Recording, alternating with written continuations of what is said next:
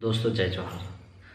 5 जनवरी 2011 माननीय supreme court का एक ऐसा फैसला जो यह साबित करता है कि भारत का मूल मालिक है वो आदिवासी है। तो इस 2011 के जजमेंट के पीछे एक भयानक घटना जुड़ी हुई है। घटना 13 मई 1994 की है, जब महाराष्ट्र में भील आदिवासी समुदाय की एक युवती जिसका नाम नंदाबाई भील था, वो और उसका साथी जो कि अपर कास्ट से बिलोंग करता था विक्रम, इन दोनों के बीच में एक संबंध था जिसकी वजह से नंदाबाई भील एक बार तो पुत्री को जन्म दे चुकी थी और दोबारा से गर्भवती थी।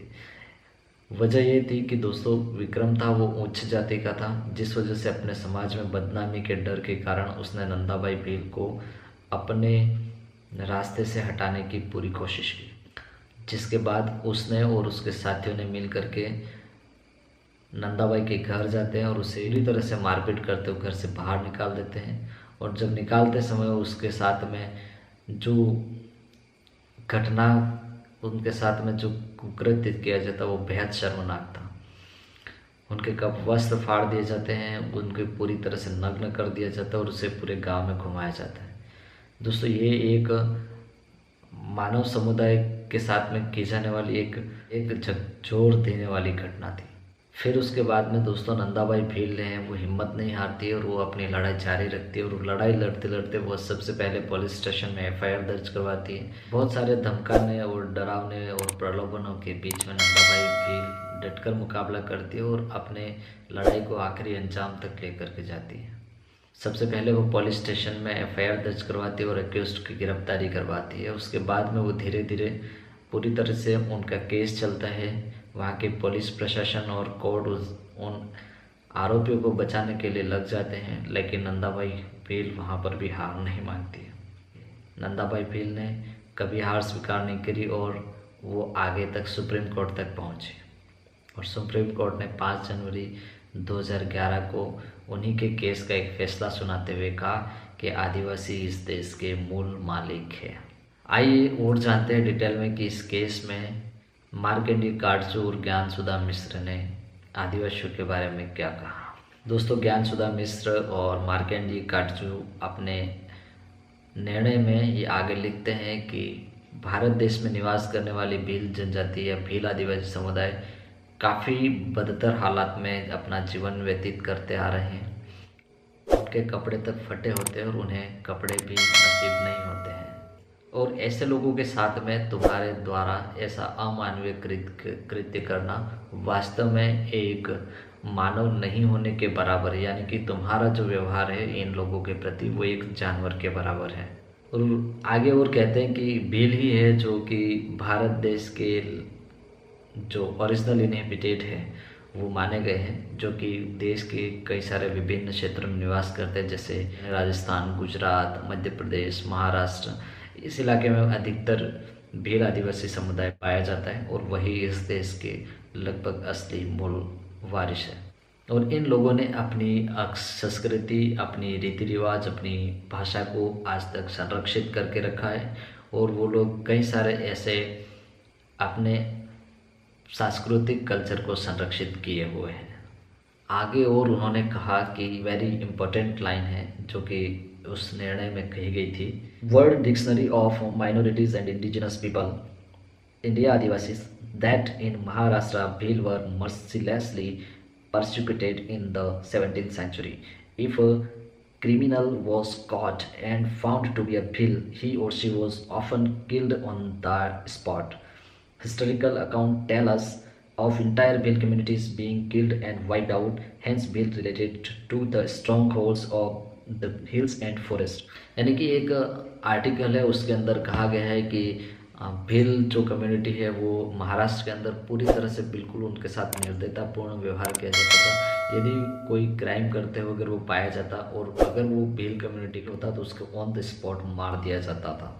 और उसी तरह हमें ऐतिहासिक तथ्यों से जानकारी मिलती है कि पूरी भील कम्युनिटी को जहाँ जहाँ पर भी वो भील कम्युनिटी दिखाई देती है या भील समुदाय का कोई भी व्यक्ति दिखाई देता उसे मार दिया जाता या फिर उसे वहाँ से भगा दिया जाता। इसी कारण भील समुदाय है वो धीरे धीरे जंगलों की ओर बढ़ा और अपने आप को सुरक्षित रखने के लिए वनों में जा कर के रहने लगा। और उसके बाद वो लिखते हैं कि thus bears are probably the descendants of some of the original inhabitants of India known as the Aborigines or scheduled tribe Adivasi, who presently comprise of only about 8% of the population of India. The rest 92% of the population of India consists of descendants of immigrants. Thus India is broadly a country of immigrants like North America. उन्होंने आगे लिखा कि Bhil community के साथ साथ देश में निवासरत 8% आदिवासी है, वही इस देश के मूलवासी माने गए हैं। ये कहा जा सकता है कि भील आदिवासी समुदाय के साथ में इस देश में रहने वाले कुल 8% आदिवासी समुदाय ही इस देश की मूलवासी है। बाकी भारत की जनसंख्या के 92% लोग हैं वो कहीं बाहर से आए हुए हैं या आक्रांता है।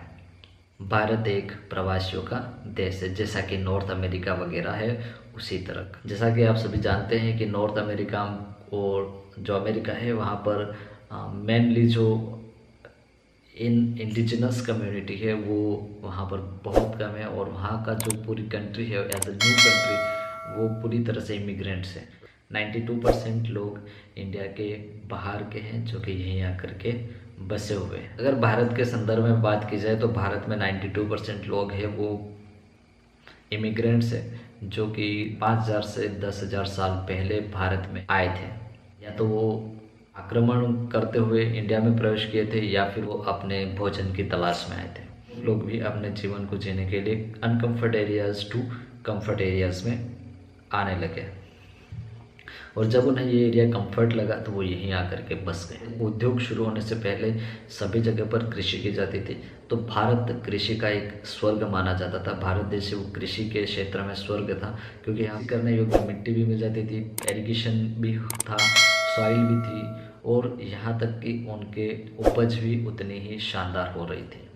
ये दिक्कत आई कि जब इंडिया में इतनी सारी सुविधाएं हो रही तो क्यों कोई अब इस यहाँ पर इतनी सुविधाएं छोड़ करके या फिर इतनी जो उपजाऊपन मिट्टी छोड़ करके या इतना खूबसूरत एरिया छोड़ करके वापस जाना चाहिए एक ऐसे एरिया में जहाँ पर कुछ नहीं होता। एक रेतीली मरुस्थल है तो पहाड़ी चट्टान है, और या फिर अगर बात की जाए तो बर्फ़ से ढके हुए ऐसे इलाकों में जहाँ पर एक दिन का भी नहीं उगता, वहाँ क्यों वापस जाना चाहेगा? वो तो इंडिया में रहना चाहेगा, क्योंकि यहाँ पर उसके सारी सुख सुविधाएं और जलवायु मिल रही थी, ऐसी जगह मिल रही थी जो कि उसके जीवन के बिल्कुल अनुकूल थी।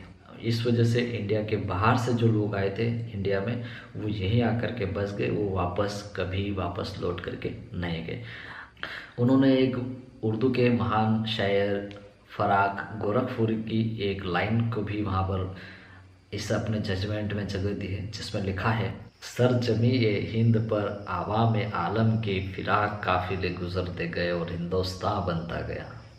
उसके बाद उन्होंने उस जजमेंट में कई सारी बातें और लिखी, जैसा कि कहा गया था कि क्या इन आदिवासियों से पहले द्रविडियन भी भारत के मूलवासी माने जाते थे, इंडिजिनस माने जाते थे, लेकिन उन्होंने ये बताया कि इन द्रविडियन से पहले भी यहाँ पर आदिवासी निवासरत थे, जो कि मेनली उनके जो वंशज है वो आप भील समुदाय में, गोंड समुदाय में या ऐसे समुदाय में आप देख सकते हैं जो कि आदिवासी समुदाय से बिलोंग करते हैं।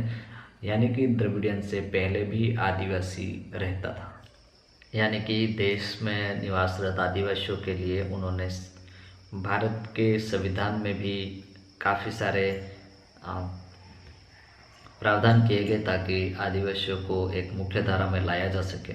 भारत के संविधान में जो आर्टिकल दिए गए वो आदिवासियों को समानता और बराबरी का हक देते हैं।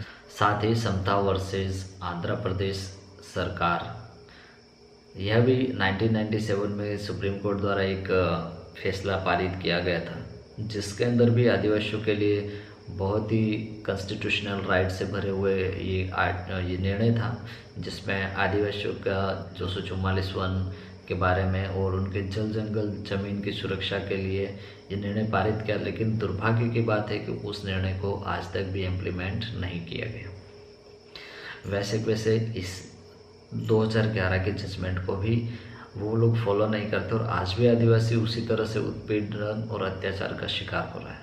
ये बड़े दुर्भाग्य की बात है कि आदिवासियों को आज भी अपने अस्तित्व को बचाने के लिए लड़ाई लड़नी पड़ रही है।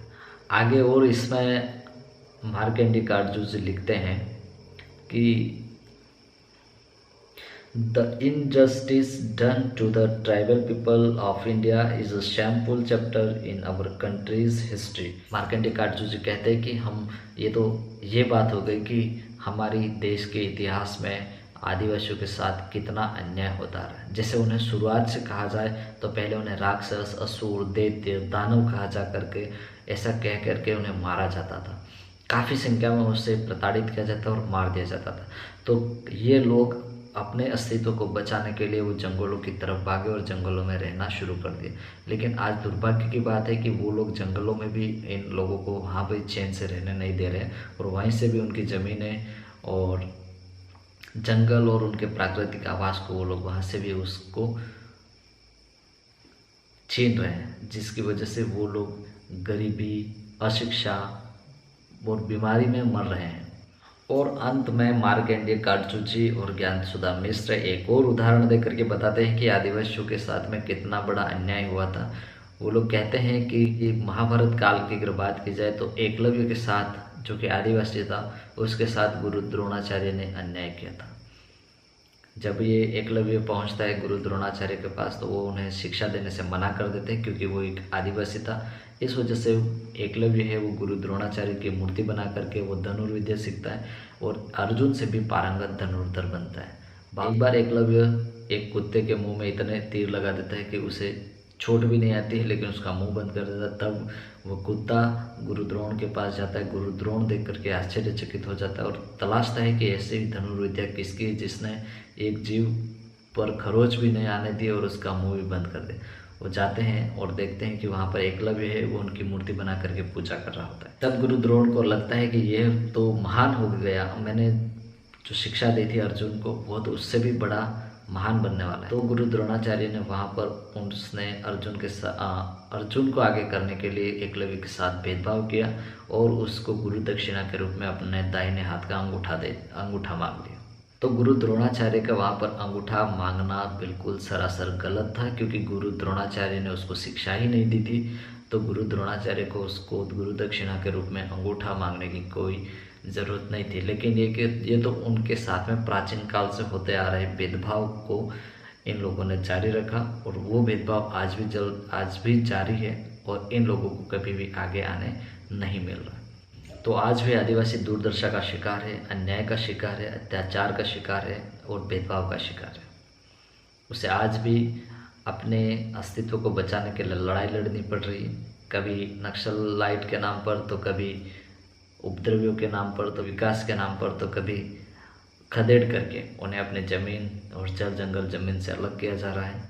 हम आज उम्मीद करते हैं कि इसी भारत की जो सरकार है, ये जो माननीय सुप्रीम कोर्ट के जो भी आदेश आए हैं, जो चाहे वो समता जजमेंट हो, चाहे वो पीरामी रेड्डी का जजमेंट हो, चाहे ये 5 जनवरी 2011 का जजमेंट हो, या फिर भारत के संविधान में दिए हुए कुछ आर्टिकल हो, या फिर भारत में के संविधान में दिए हुए कुछ हक अधिकार हो, लेकिन उन सब को ध्यान में रखते हुए भारत के आदिवासियों के साथ न्यायपूर्ण और सम्मानजनक और बराबरी का हक अधिकार देते हुए उनके साथ भी एक न्यायोचित कदम रखेंगे, ऐसी हम आशा और अपेक्षा करते हैं। दोस्तों, यदि आपको हमारा वीडियो पसंद आया हो तो इसको लाइक करना बिल्कुल मत भूलना और इसको ज़्यादा से ज़्यादा शेयर कीजिए। और यदि आप नए हो तो हमारे चैनल को सब्सक्राइब कर लीजिए। धन्यवाद, मिलते हैं किसी नए वीडियो के साथ में, तब तक के लिए जोहार। जय आदिवासी।